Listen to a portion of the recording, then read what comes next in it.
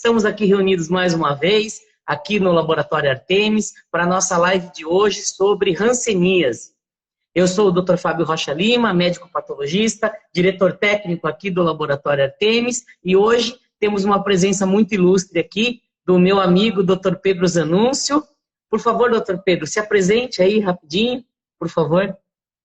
Bom, meu nome é Pedro Lúcio Zanúncio, sou dermatologista em Dourados há mais de 40 anos e queria inicialmente agradecer ao Fábio pelo convite, né, que muito me honra falar de um assunto que ocupou grande parte de minha vida profissional e que sempre me encantou poder trabalhar nessa área. Então, muito legal. Legal. Primeiro, quero dar parabéns ao Dr. Pedro, né? Hoje é o aniversário dele e mesmo no dia do aniversário ele aceitou participar aqui da nossa live. Então, parabéns, Dr. Pedro, e obrigado pela presença aqui. Bom, para dizer que eu trabalho com dermatopatologia, né? Eu tenho uma especialização em dermatopatologia e trabalho junto com o Dr. Pedro aí durante já 15 anos. Né, fazendo as análises histopatológicas, as biópsias dos pacientes que o Dr. Pedro opera, tanto aqui no consultório, quanto que ele fazia lá na prefeitura, no serviço de hanseníase. Então, trabalhamos muito tempo juntos. Então, Dr. Pedro, vamos começar então? Vamos falar um pouquinho da hanseníase, um pouquinho da história da doença. Por favor, Dr. Pedro, vamos começar aí, então. Bom, eu gostaria também, até inicialmente, de fazer uma lembrança de alguns colegas que também dedicaram grande parte de sua vida profissional aqui em Dourados à hanseníase. Tá? Inicialmente, o Dr. Joaquim Batista Vilela, que já não está mais entre nós, né? Mas que durante grande parte da vida profissional dele, ele também trabalhou nessa área. Também teve um período menor, mas também participou desse tipo do trabalho, que foi o Dr. Laidense Guimarães. Tá? E, atualmente, quem é responsável pelo serviço de hanseníase, o Dr. Pablo Marinho Custódio, que é infectologista e que, com muito carinho também, ele se dedica ao serviço de hanseníase. Falando da doença, a hanseníase é uma das doenças mais antigas da humanidade. Ela, no mundo todo, ao longo da história ali, ela foi chamada, e ainda é, na maior parte do mundo, chamada de lepra. E esse termo lepra, ele trouxe, né, ao longo da história, um estigma muito grande aos portadores da doença. Desde a época ali, antes, lá no período do Velho Testamento ainda, já se colocava esse termo, que agrupava inúmeras doenças dermatológicas, né? Então, praticamente toda doença, a palavra lepra, ela vem do grego, que significa escamar, né? Então, praticamente todas as doenças que tinham alguma escamação na pele, ela era confundida porque pouco se conhecia das doenças. Então, não só a hanseníase, como psoríase, como a própria sarna, e outras doenças, licoemplano, tantas outras doenças que ocorrem na pele, eram confundidas e naquele período, na época ali do Velho Testamento, quem fazia o diagnóstico ali, cuidava das doenças, eram os sacerdotes. E eles acabaram ali naquele período relacionando qualquer lesão na pele a alguma impureza da alma. Então, esse tipo de confusão, que não tem nada a ver com o que se atribuiu à hanseníase, alguma coisa impura, qualquer coisa nesse sentido, acabou muito estigmatizando a doença. E mesmo, por exemplo, lá na época do Velho Testamento, teve um rei, o rei Uzá, que era chamado Uzá, que ele foi portador de uma doença na pele e que se atribuiu hanseníase, que era alguma coisa, e ele que teria sido punido por isso por Deus, e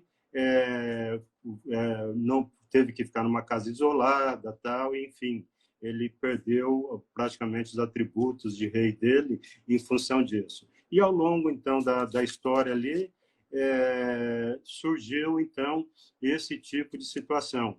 E, posteriormente, já na época, tem aquele famoso episódio bíblico da cura do Lázaro, tal, que também se coloca como que Jesus curou Lázaro.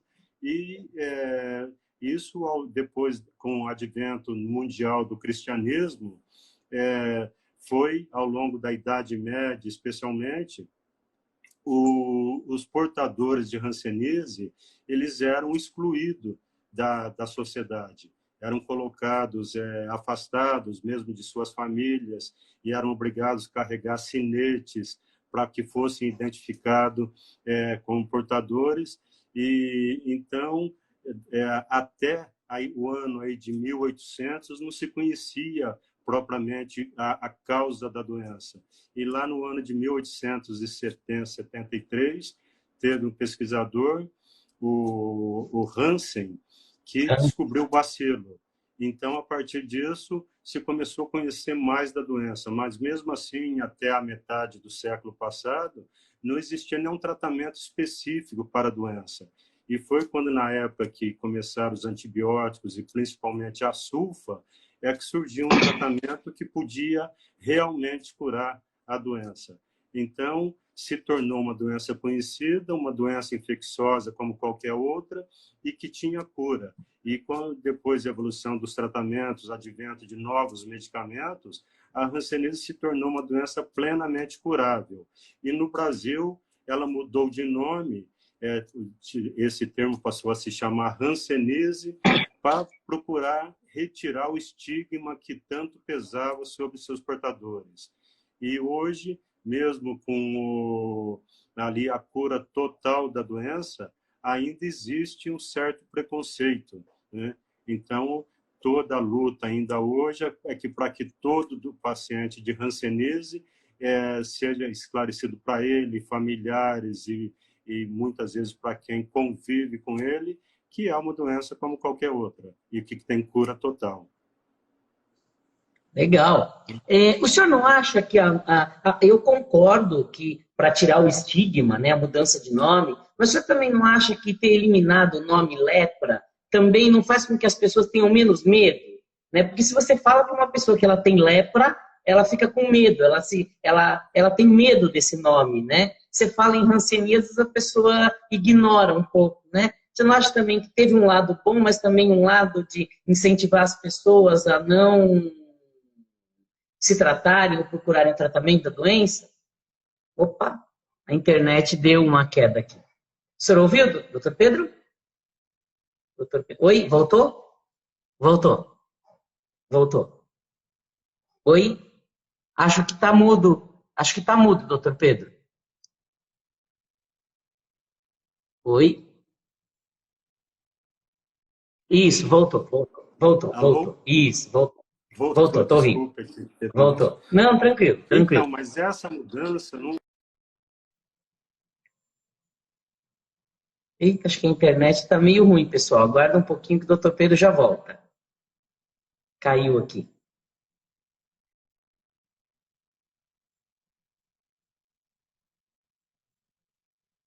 Tá meio ruim aqui, doutor Pedro. Cortou um pouco. E o som sumiu novamente.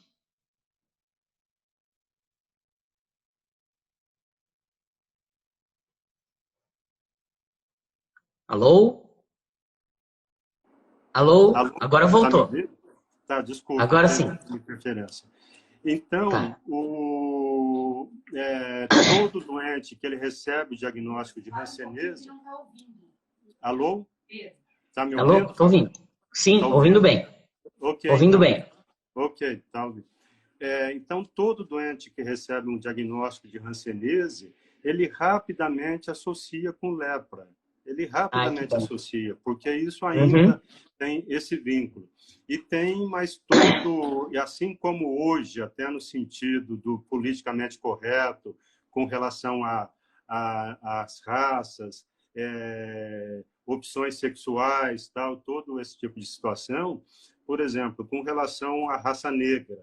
Então, quando você fala alguma coisa que dê conotação com alguma conotação negativa, então, rapidamente, isso pesa em termos de racismo. Tá? Então, com Sim, sim, relação sim. também, quando você usa o termo lepra, isso também dá uma conotação, um peso muito maior à doença do que de fato ela tem, né? Sim, Então, sim. essa questão é o que se chama estigma, né?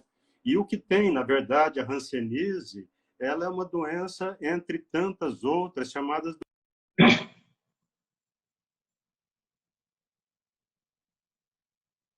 Caiu a internet novamente aqui. Vamos aguardar um pouquinho. Leishmaniose, como a própria AIDS, como tantas outras doenças aí, doença de Chagas, esquistossomose, são doenças negligenciadas. Então, é muito difícil o doente ter o apoio que ele realmente necessita. Sim, Né? sim, sim. E são doenças também que a hanseníase, né? Nós discutimos tuberculose há 2 semanas atrás aqui com a doutora Renata, e a hanseníase também tem isso, que muita gente acha que não existe mais, ou que é uma doença eliminada, né? O pessoal não tem noção que ainda temos muita hanseníase, né? Eu peguei alguns dados aqui do Ministério da Saúde, e são diagnosticados em torno de 30 mil casos por ano no Brasil. Né? O Brasil Sim. é um dos países que mais tem hanseníase no mundo. Né? Uhum. Exatamente. O Brasil, depois da Índia, né, a Índia é o país que tem maior número de doenças de hanseníase. Para ter uma ideia, ali, a grande virada em termos da hanseníase foi na década de 80, quando surgiu a chamada poliquimioterapia. Porque, embora houvesse tratamento ali desde os anos 50, 70, mas o doente tratava a vida toda. E com o advento da poliquimioterapia, os doentes começaram, é um tratamento que não é curto ainda, a maioria dos doentes, que são chamados doentes multibacilares, eles têm que tratar durante pelo menos um ano, né? São 12 doses ali que ele tem que fazer do tratamento. Mas na década de 80 existia mais de 12 milhões de portadores de hanseníase no mundo. Tá? E isso foi progressivamente diminuindo. Eu, quando cheguei em Dourados, nós tínhamos aqui, lá nos anos 80, cerca de 500 pacientes de hanseníase. Isso foi progressivamente diminuindo. Mas no Brasil, a incidência ainda está em torno de 30 mil doentes, e o objetivo lá na década de 80 era acabar com a hanseníase até o ano 2000. Isso foi sendo progressivamente, acabar assim, em termos de problema como saúde pública, porque Sim, quando você tem abaixo de um doente por 100 mil habitantes, já não é mais problema de saúde pública, mas a hanseníase continua no Brasil como problema de saúde pública. Né? E eles mais foram diminuindo no número de pacientes, de portadores da doença. Mas ainda hoje, muitos doentes chegam já carregando a doença por muito tempo, porque ela é uma doença arrastada. Para ter ideia, o período de incubação da hanseníase, ele é, em média, ali, de 1 a 5 anos. E há casos em que a pessoa teve contato com o portador de hanseníase há mais de 10 anos. E, então, ela vai se manifestando lentamente, né? E ela passa, normalmente o paciente passa por muitos médicos, porque a grande maioria dos médicos hoje não pensa mais em hanseníase.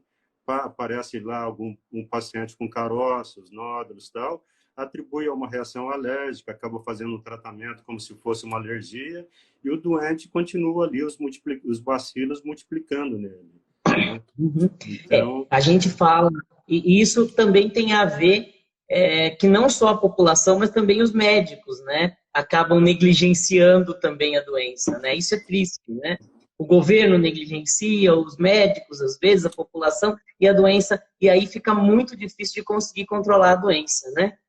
Vamos falar um pouquinho da parte clínica, doutor Pedro? O que o paciente tem que se preocupar? O que tipo de lesão que aparece na pele que o paciente tem que se preocupar da possibilidade de ser hanseníase?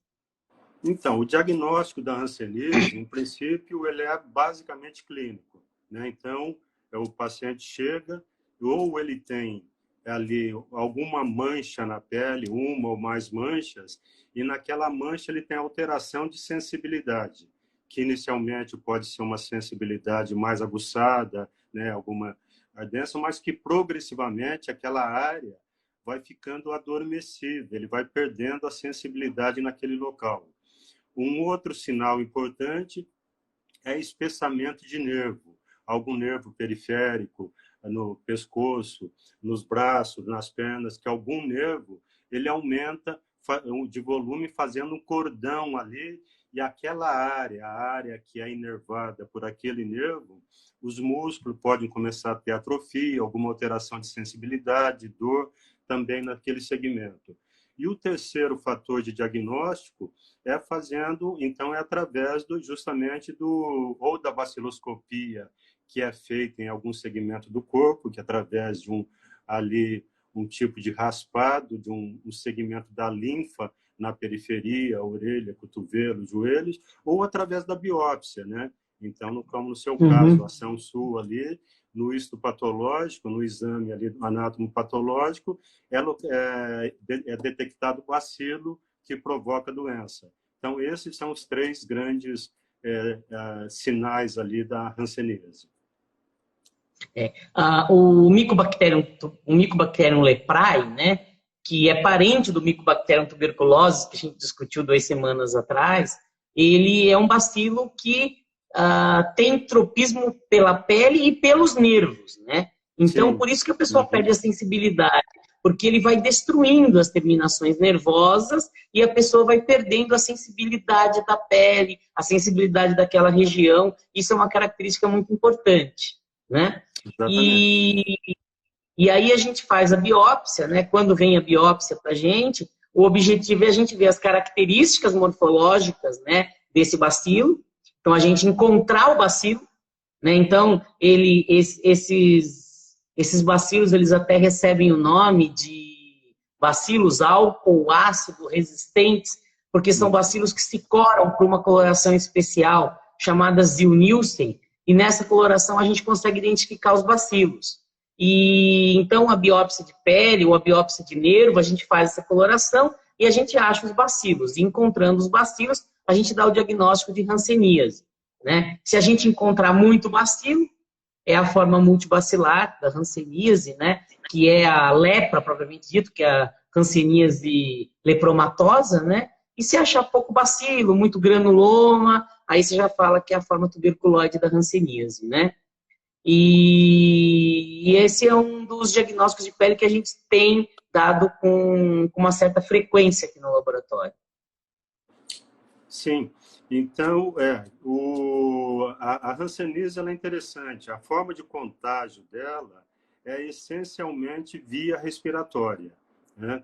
Então, o que ocorre? Normalmente, um portador de hanseníase, que tem essa forma chamada multibacilar, que significa muitos bacilos, ele no convívio, e geralmente é necessário um convívio íntimo e prolongado.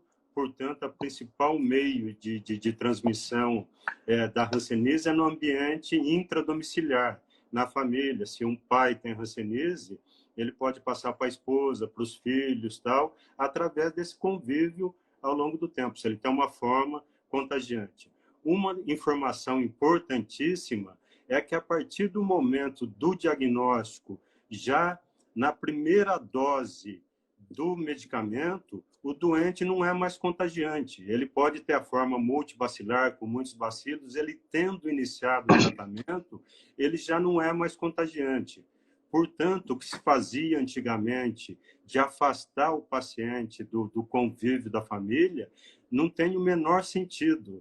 Aquilo se criava um problema seríssimo de destruição de famílias e que ao longo da história, aí no Brasil mesmo, que tinha antigamente aqueles chamados leprosários, tantas cidades tinham isso, não tem menor sentido, tanto é que na própria década de 60 do século passado, isso já foi eliminado, tá? Se persistiu, muitos locais ainda têm locais onde esses pacientes ainda vivem, porque desintegrou a família, e mesmo no momento que falou você pode seguir qualquer caminho, muitos preferiram ficar ali, porque já não tinham família em função dessa destruição da família.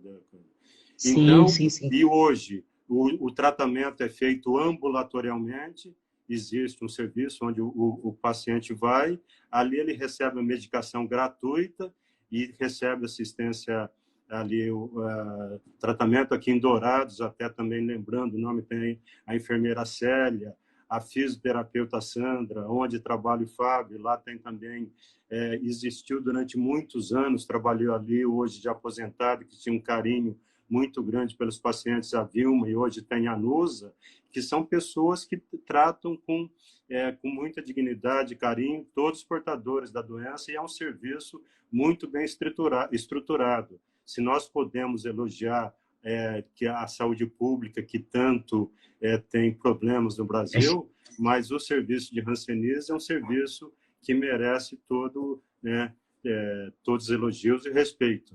Né?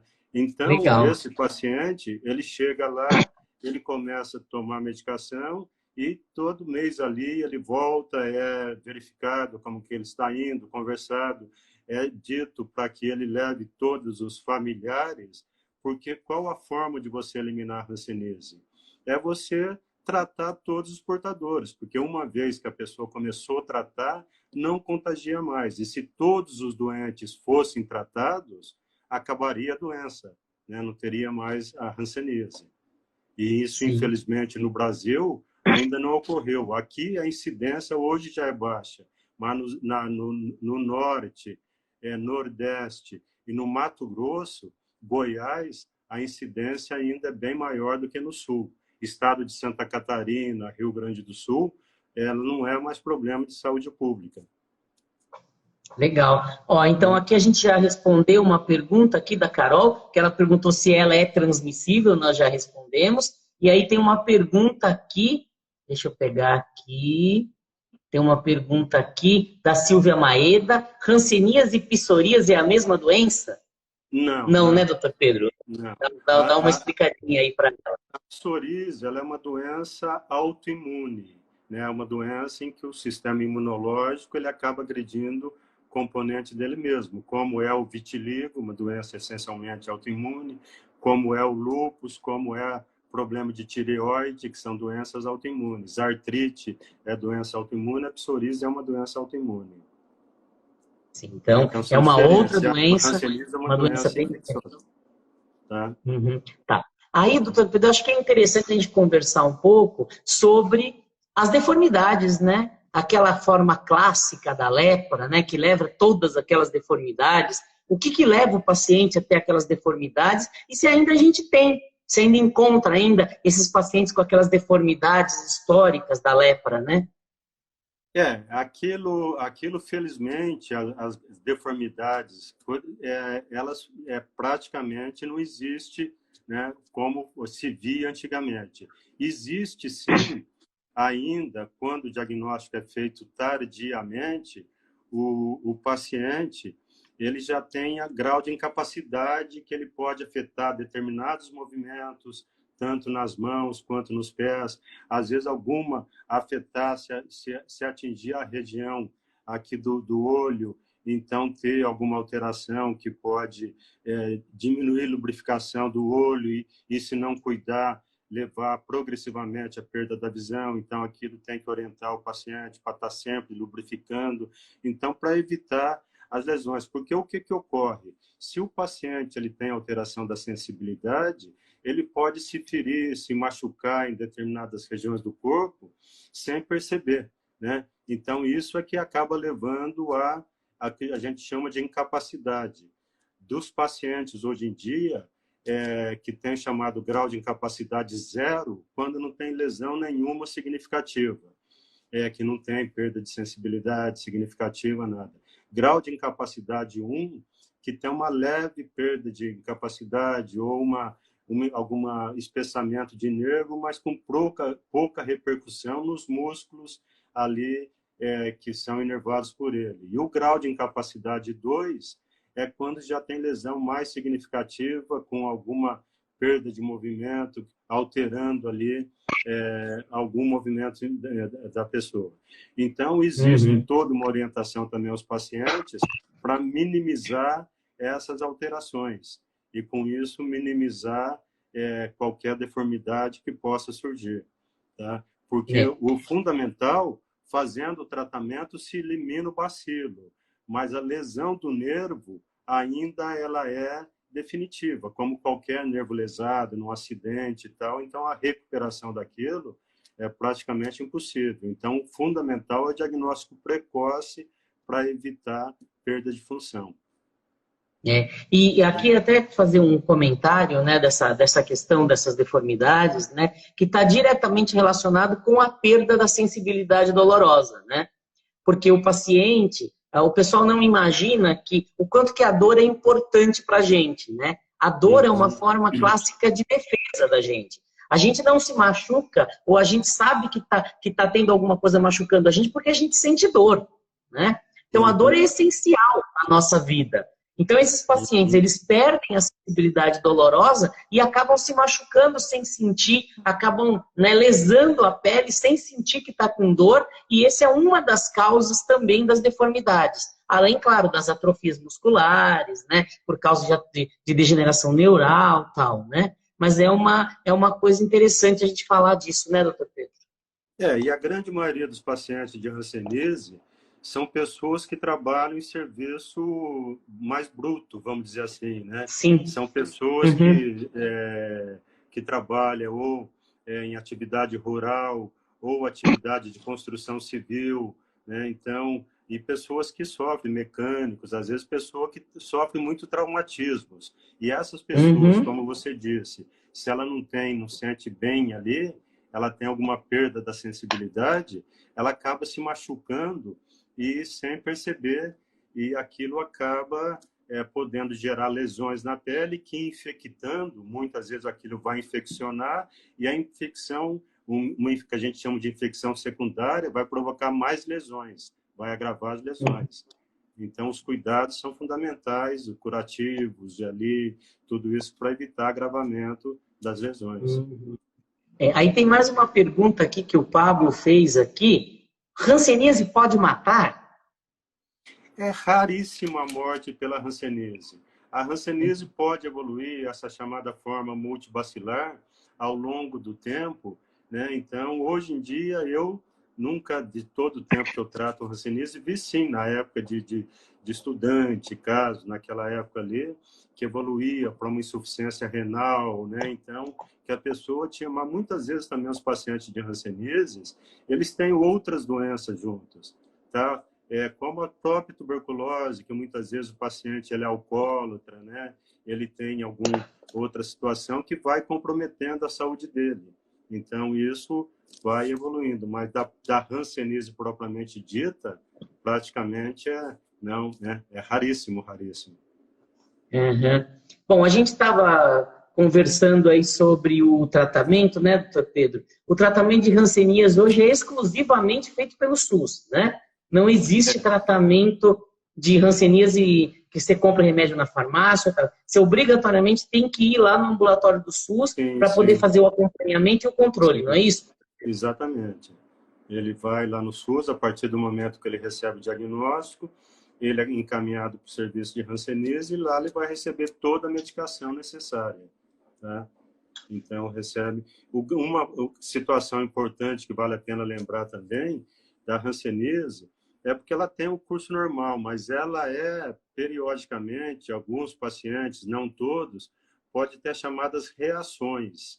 E essas reações também, elas necessitam não só a medicação que a gente diz específica para a hanseníase, mas alguns outros medicamentos que também recebe lá no SUS, né? Que também recebe lá, e que trata essas reações, porque às vezes pode dar febre, pode dar inflamação nos nervos, e essas inflamações que podem gerar a incapacidade, que vai trazer deformidades. Então, é importante que o tratamento seja bem conduzido, e muitas vezes o paciente, ele raramente hoje, mas antigamente era mais frequente ele abandonar o tratamento, e ele abandonando só vai ter o agravamento. Né?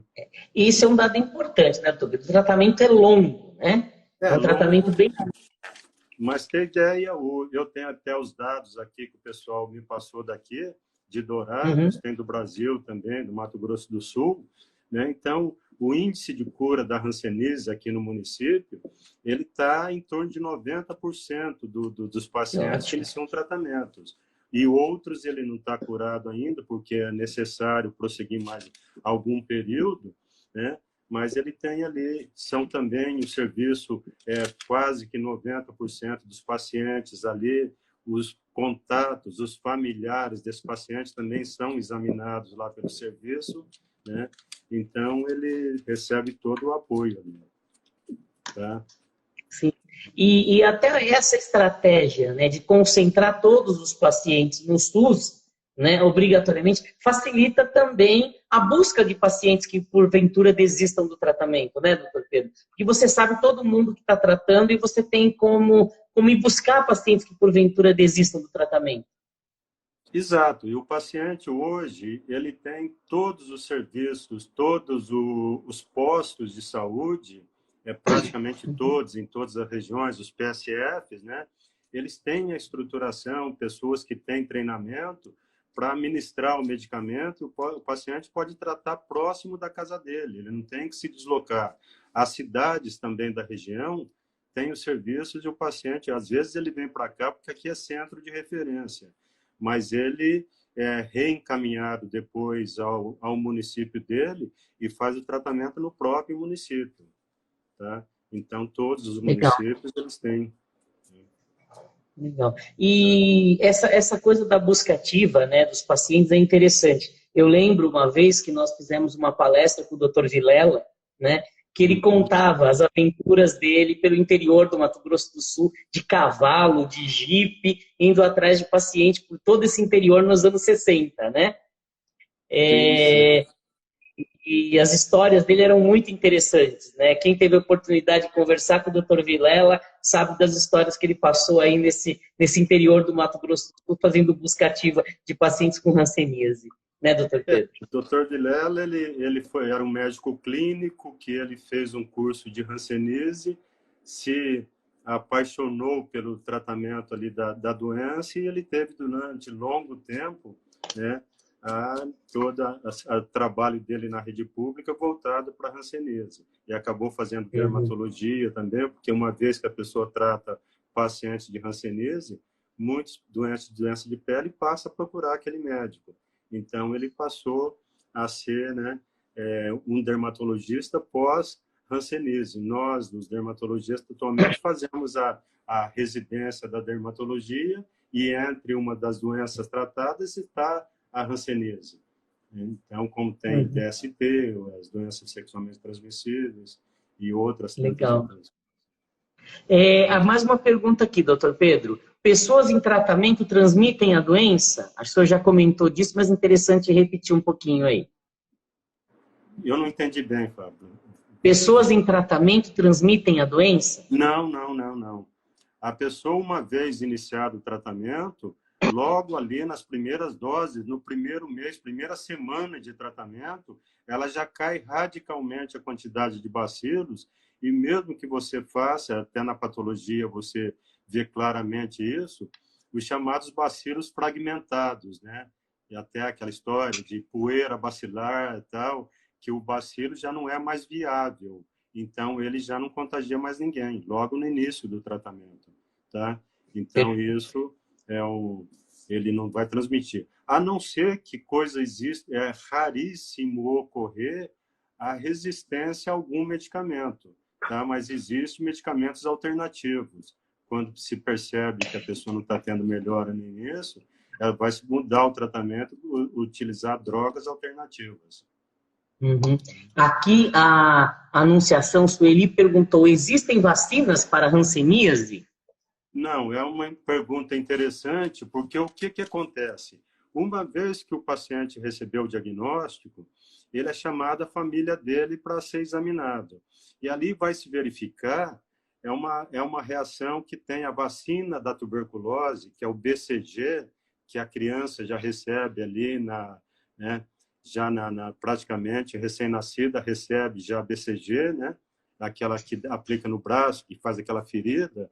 Essa vacina, ela estimula ali a imunidade da pessoa para da hanseníase. Uma coisa importantíssima, cerca de 90% das pessoas são naturalmente resistentes à hanseníase. E a vacina BCG estimula essa, como a gente diz, virada ali imunológica para a resistência à hanseníase. Tá? Então, essa vacina que é utilizada no paciente, nos familiares de hanseníase, não é uma vacina específica da hanseníase, não vai vacinar contra a hanseníase.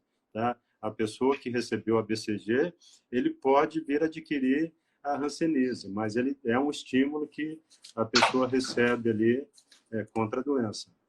Né? A Carol aqui está perguntando, após a descoberta da doença, qual é o prazo de tratamento? Então, de modo geral, o que a gente chama de doente paucibacilar, aquele, como você citou ali, que são pessoas que têm de 1 a 5 lesões, tá? Ou tem só um segmento, um nervo afetado, e que ali, na pesquisa de bacilo, ela tem pouquíssimos bacilos ou ausência de bacilos. Então, mesmo que ela tenha ausência de bacilo no exame, não significa que ela não possa estar com a hanseníase, porque ela vai estar aquele nervo espessado e o sistema imunológico dela está reagindo e provocando a reação. Então, essa pessoa ela vai receber 6 doses. É um tratamento de 6 doses que se cumpre em 6 meses ou até em 9 meses, às vezes por algum motivo de atraso em alguma dose, e se conclui o tratamento em 9 meses. E a outra, o outro grupo, multibacilar, são 12 doses, né, que acrescenta, tem os 2 medicamentos causados na pausa e acrescenta um terceiro medicamento. E são 12 doses que são feitas em 12 meses ou até em 18 meses de tratamento. Tá? Então, com isso, ela conclui o tratamento. Legal. A Carol também pergunta, né, se o resultado do exame é demorado. Não, o exame da linfa é imediato, né? Praticamente você colhe, faz a coloração ali na hora e dá o diagnóstico. A biópsia não deve demorar em torno de uma semana, né? Às vezes, para o serviço público, demora um pouco mais, mas é uma coisa aí que, no máximo, em uma semana, 15 dias, você tem o resultado e já pode começar o tratamento. Então, o diagnóstico da hanseníase não é demorado, não. Não, e o próprio diagnóstico, é importante deixar claro que o diagnóstico, por exemplo, porque muitas regiões, ela não tem a baciloscopia e não tem o exame histopatológico também, né? Em determinados municípios ali bem distantes. Hoje, a baciloscopia, a maioria tem, mas o histopatológico nem sempre, né? Tem determinadas cidades que tem diagnóstico. Então, o médico, ele pode, com diagnóstico clínico, começar a tratar imediatamente. Então, se a pessoa tem mancha com dormência na pele, é feito o teste clínico, teste de sensibilidade. Se tem essa dormência, isso é diagnóstico de hanseníase. Não é necessário, obrigatoriamente, esses exames complementares. A gente pode lançar mão. Aqui em Dourados, nós, habitualmente, lançamos mãos disso, né? Então, o serviço de hanseníase lá, o Dr. Pablo lá tem... mas nem sempre é feito a biópsia. Ou se tem nervo espessado, músculo afetado, isso já pode se iniciar o tratamento imediatamente. Aqui, mais uma pergunta aqui, da Vaninha. Uma vez tratado, o paciente pode pegar novamente a hanseníase? É praticamente impossível pegar 2 vezes. Uma vez tratado, ele praticamente, a não ser que ele viva no meio que outras pessoas ali, mas hoje, com a busca de casos, né, porque o que poderia ocorrer? A pessoa tratar e voltar para um ambiente onde exista pacientes multibacilares, mas isso hoje é praticamente, né, impossível. O que pode ocorrer, que muitas vezes acontece, que o paciente trata e ele elimina o bacilo, mas ele pode continuar tendo reações como se ele tivesse uma reação por fragmentos ainda do bacilo, fragmentos inviáveis, o sistema imunológico dele continua reagindo. E aí ele tem essas reações, então ele tem que usar não mais a medicação específica da hanseníase, mas sim medicações para reação. E ele continua no acompanhamento lá sem necessidade de continuar medicação específica. Uhum.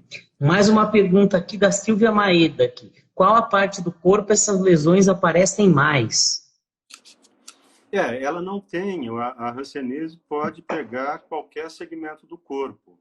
Normalmente, o que pode ter lesões ali que teria alguma deformidade é mais nas mãos e nos pés, né?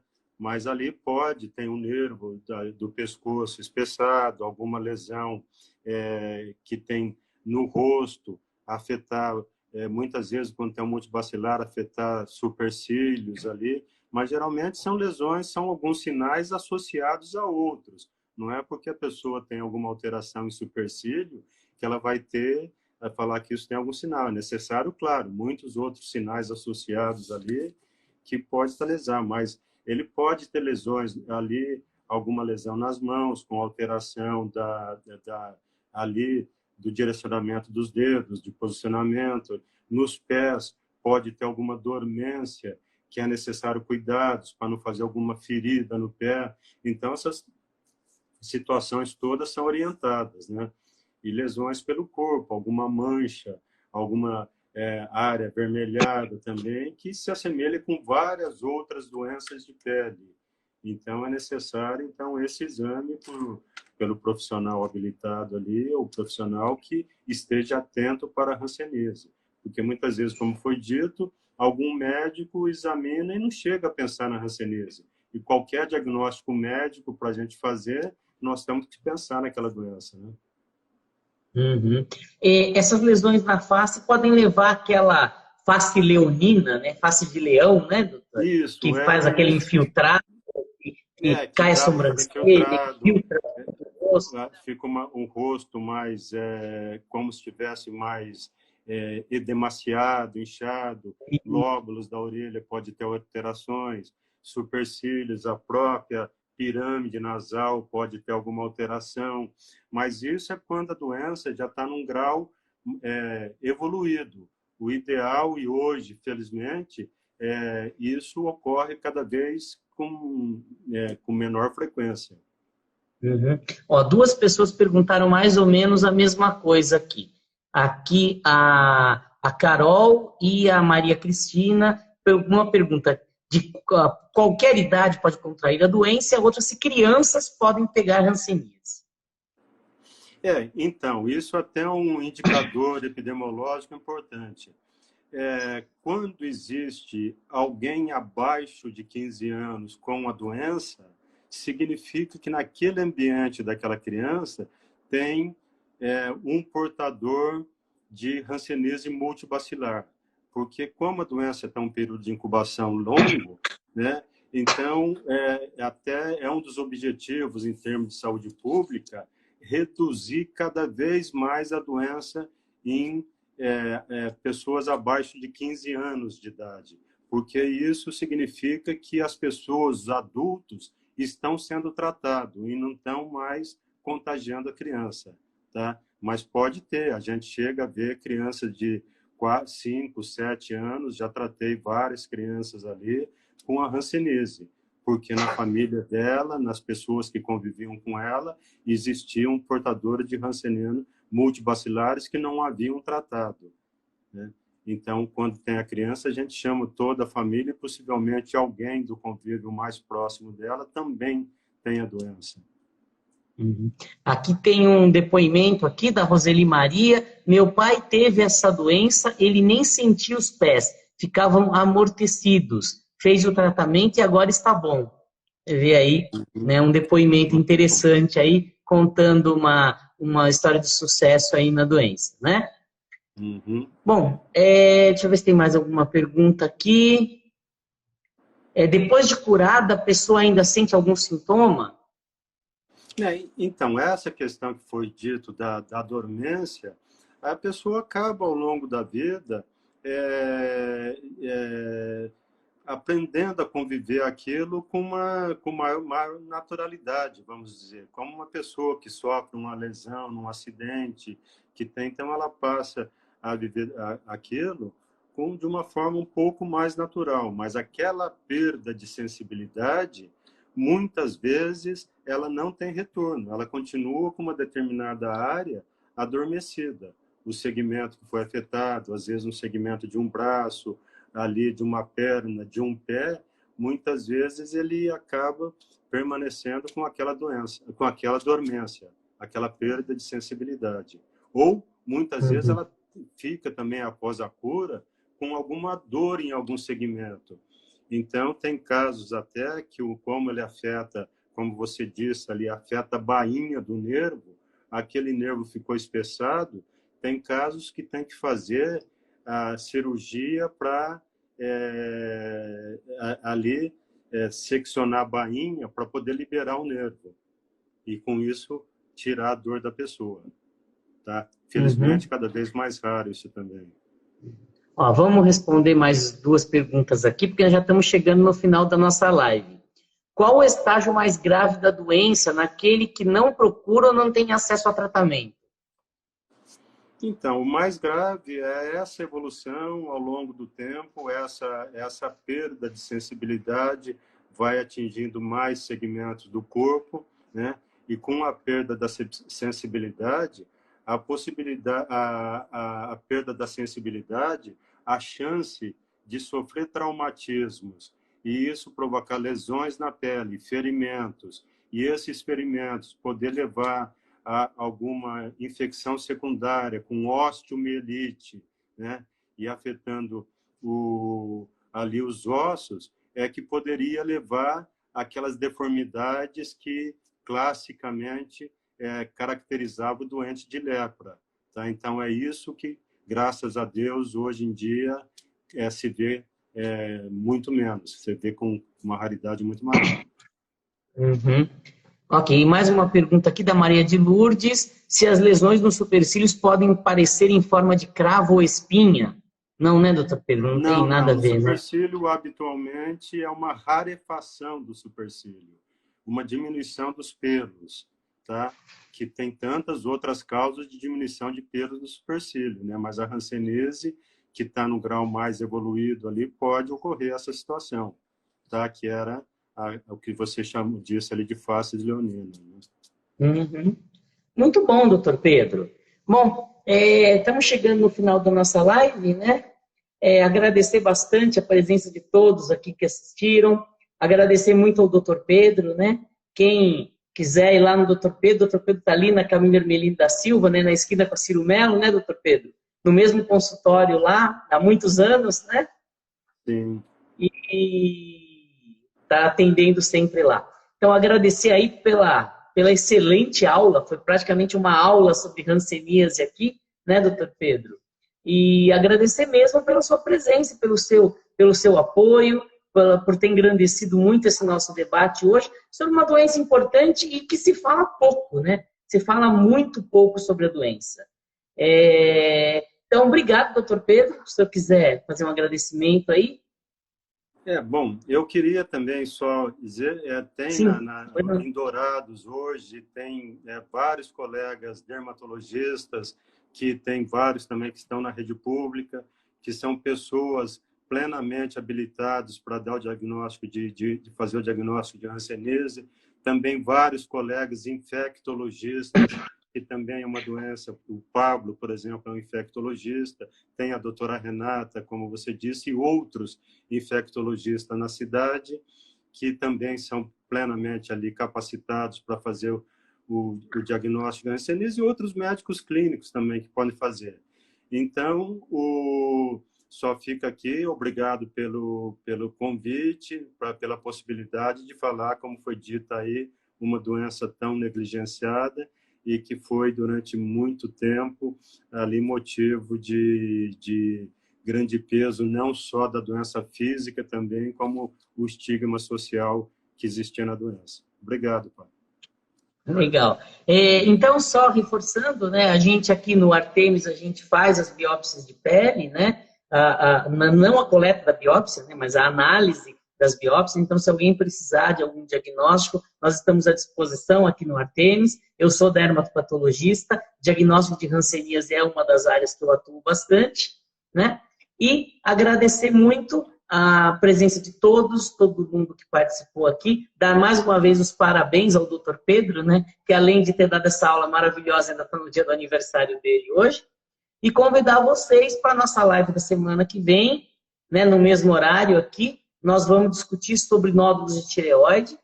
Eu vou estar conversando com vocês sobre a importância, né, de diagnosticar esses nódulos, a função aspirativa de nódulo de tireoide. Então, uma doença também que está muito comum nos dias de hoje e que a gente vai discutir na semana que vem. Conto com a presença de todos aqui no mesmo horário, quinta-feira que vem às 19 horas. Eu e o Pablo vamos estar falando aqui sobre nódulos de tireoide. Então, muito obrigado pela presença de todos. Doutor Pedro, muito obrigado mesmo, tá? E até semana que vem. Até. Parabéns, sucesso aí pro laboratório. Okay. Ah, só uma coisa que eu esqueci, que a minha filha, senão depois ela fica brava. Oi, Isadora, oi, Lucas. Obrigado por estar acompanhando aí. Sempre fala um oi para eles aqui, tá? Então, obrigado, doutor Pedro. Obrigado a todos. Uma boa noite para vocês, um bom fim de semana. Tchau, doutor Pedro. Boa noite.